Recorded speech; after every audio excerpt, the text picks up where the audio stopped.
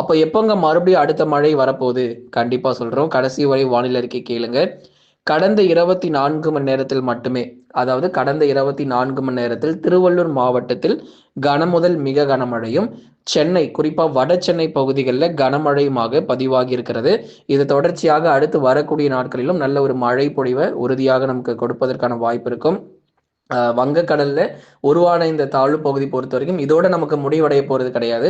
வருகிற நாட்கள்ல நமக்கு மழை வாய்ப்புகள் தொடர்ந்து நமக்கு நீடிக்க தான் போகுது. நம்ம ஏதோ வடகிழக்கு பருவமழை இப்பதாங்க ஆரம்பிச்சிருக்கு. தொடங்கி 2 வாரம் தான் ஆகுது. வடகிழக்கு பருவமழை அக்டோபர் 16ஆம் தேதி தொடங்கிச்சு. தொடங்கி 2 வாரம் தான் ஆகுது.